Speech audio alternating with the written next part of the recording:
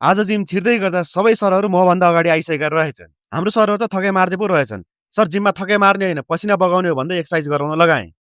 10, 9, 8, 7, 6, 5, 4, 3, 2, 1. हाम्रो सुवर्ण सर फेरि 81 जोसमा आएर भट्टाभट एक्सर्साइज गर्न थाल्नुभयो। आवाज त अर्कै ठाउँबाट पो आइरहेछ त। यो त के को हल्ला हो भनेर हेर्न गएको त हाम्रो युवराज सर फेरि यहाँ 100 केजी वेटले वार्म अप गर्दै रहेछन्। सर वेट अलिक कम भएन भनेको त हाँस्नु भयो त। फेरि सरको हाँसो नै कडा छ।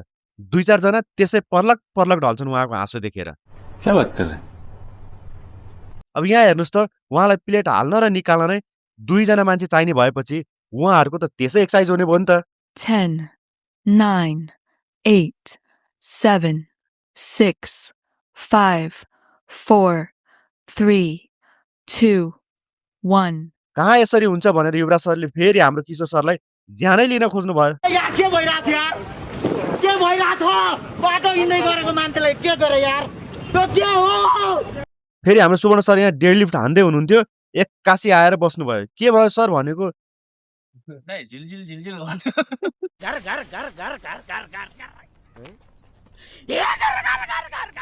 घर तोरीको फुल देख्यो भन्नुहुन्छ त। फेरि हाम्रो युवराज सरलाई सोधेको सर अझै पनि वार्म अप नै भइरहेछ कि सेट सुरु भयो भनेको सरले त सुपर सेट गर्दैछु भन्नुहुन्छ।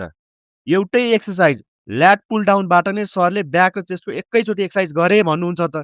कसरी हो सोधौँ है त। सर एकैचोटि 2टा ब्याक र चेस्ट एकैचोटि हानिदिन्छ नि। यस्तो गर्छ यस्तो छाती फुलाएर हान्न त्यसै फेरि क्या बात है सर? क्या बात है सर? क्या बात? ये बात है। ल एकदम ठिक छ ल। हाम्रो सुवर्ण सर यता बाइसेपको एक्सर्साइज गर्दै हुनुहुन्छ। सर जोड लगाउनुहोस् है जोड लगाउनुहोस् भनेको त